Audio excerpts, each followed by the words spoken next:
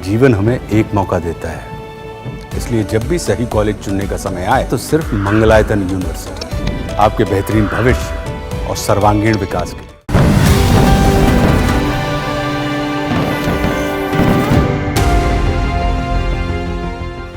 केंद्र सरकार द्वारा 8वें वेतन आयोग के गठन की घोषणा को लगभग 7 महीने बीत चुके हैं। हालांकि सरकार अभी तक इसके कार्यान्वयन की दिशा में आगे नहीं बढ़ पाई है। 8वें वेतन आयोग को लेकर केंद्रीय कर्मचारियों में उत्सुकता बनी हुई है, लेकिन लेटेस्ट रिपोर्ट्स के मुताबिक इसके क्रियान्वयन 2028 तक टल सकता है। अगर पिछले रुझानों पर नजर डालें तो हर वेतन आयोग लगभग 10 साल के अंतराल में लागू हुआ। छठा वेतन आयोग 2006 में लागू हुआ था और 7वां वेतन आयोग 2016 में। इसलिए संभावना है कि 8वां वेतन आयोग भी इसी पैटर्न के तहत 2026 से 2028 के बीच लागू हो।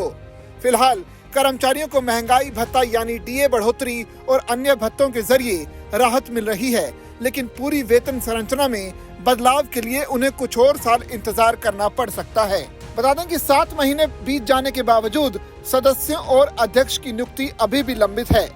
8वें वेतन आयोग का मुख्य उद्देश्य महंगाई के असर को ध्यान में रखते हुए कर्मचारियों की आय में सुधार करना होगा।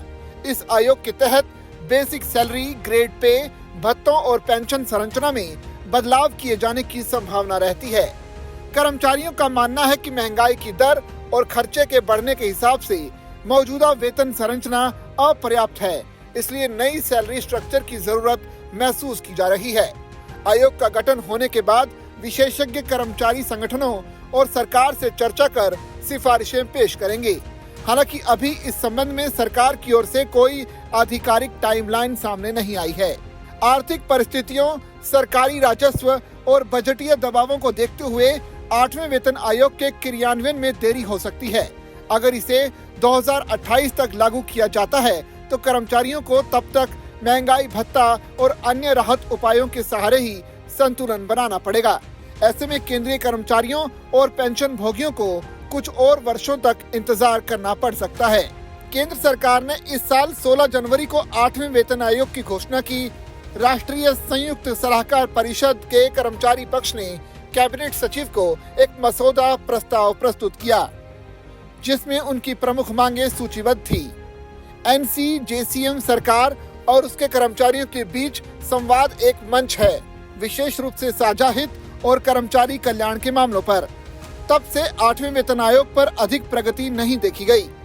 वर्तमान स्पीड को देखते हुए और पिछले वेतन आयोग से तुलना करने पर नए वेतन आयोग की सिफारिशें 2028 की शुरुआत तक ही लागू हो पाएंगी।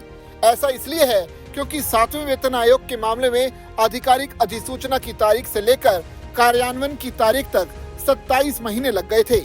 इसलिए ये मानते हुए कि सरकार इस साल अगस्त में 8वें वेतन आयोग को औपचारिक रूप से अधिसूचित करती है, इसकी सिफारिशें वास्तविक रूप से जनवरी 2028 से लागू हो सकती हैं। हालांकि ये जरूरी नहीं है कि 8वां वेतन आयोग 7वें वेतन आयोग के समान समय सीमा का पालन करेगा। अब देखना पड़ेगा कि केंद्र सरकार 8वें वेतन आयोग को लेकर कार्रवाई आगे कब तक बढ़ा पाती है, क्योंकि केंद्रीय कर्मचारियों को इसके लागू होने का बेसब्री से इंतजार है।